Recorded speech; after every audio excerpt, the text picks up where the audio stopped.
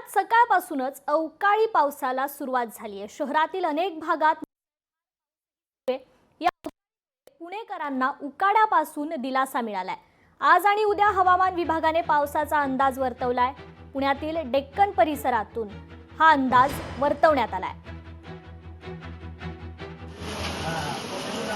तर पुण्यातील डेक्कन परिसरातून आढावा घेतलाय आमचे प्रतिनिधी अमोल धर्माधिकारी यांनी।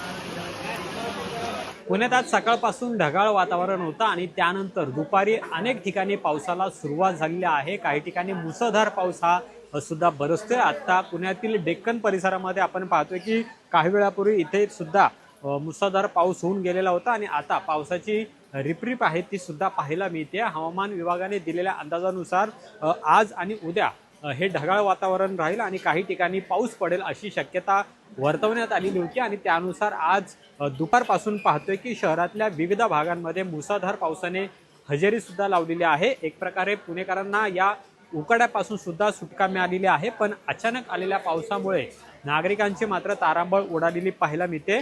पण आज हा जो अवकाळी पाऊस आलेला आहे त्यामुळे परिसरामध्ये एक गारवा आहे तो सुद्धा निर्माण झालेला आहे। उकाड्यापासून सुद्धा नागरिकांना दिलासा मिळालेला आहे आणि या पुढील काळात सुद्धा पावसाची परिस्थिती राहील आणि हवामान सुद्धा ढगाळ राहील असं सुद्धा पुणे वेधशाळेकडून सांगण्यात आलेलं आहे। कॅमेरामन योगेश केळापुरेसह अमोल धर्माधिकारी, लोकशाही मराठी, पुणे।